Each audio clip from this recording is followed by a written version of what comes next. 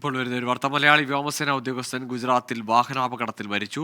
കാസർഗോഡ് നീലേശ്വരം സ്വദേശി ഉണ്ണി ദാമോദരനാണ് മരിച്ചത്. 41 വയസ്സായിരുന്നു. ഇന്ന് രാവിലെയായിരുന്നു അപകടം. അരുൺ പൂപ്പറമ്പ് ചേരുന്ന വിവരങ്ങളുമായി. അരുൺ, എങ്ങനെയാണ് അപകടമുണ്ടായത്? സംസ്കാരം ഉൾപ്പെടെയുള്ള കാര്യങ്ങളിലെ വിവരങ്ങൾ. ഗൂഗിൾ ഇതിൽ പ്രാഥമികമായിട്ടുള്ള വിവരങ്ങൾ മാത്രമാണ് ഈ ഘട്ടത്തിൽ നമുക്ക് ലഭ്യമായിട്ടുള്ളത്. ഇന്ന് രാവിലെയാണ് ഗുജറാത്തിൽ വെച്ച് ഈ വാഹനാപകടം ഉണ്ടായതെന്നാണ് നമ്മൾ ലഭിക്കുന്ന വിവരം. രാവിലെ ഈ ഉണ്ണി ദാമോദരൻ വ്യോമസേന ഉദ്യോഗസ്ഥനാണ്. അദ്ദേഹവും അദ്ദേഹത്തിന്റെ ഒരു സുഹൃത്തും ഉദ്യോഗസ്ഥനായിട്ടുള്ള മറ്റൊരു സുഹൃത്തും സഞ്ചരിച്ച വാഹനം നിയന്ത്രണം വിട്ടു മറിഞ്ഞാണ് അപകടമുണ്ടായത്. രണ്ടുപേർക്കും അപകടത്തിൽ ഗുരുതരമായി പരിക്കേറ്റു. അതിനുശേഷം അവിടുത്തെ ആശുപത്രിയിൽ ചികിത്സയിലിരിക്കെയാണ് ഉണ്ണി ദാമോദരന്റെ മരണം സംഭവിച്ചതെന്നാണ് ഇപ്പോൾ നമുക്ക് ലഭ്യമാകുന്ന വിവരം. അല്പസമയമാണ് ഈ മരണ വിവരം നീലേശ്വരത്തെ ബന്ധുക്കളെ വിളിച്ച് അറിയിച്ചിട്ടുള്ളത്.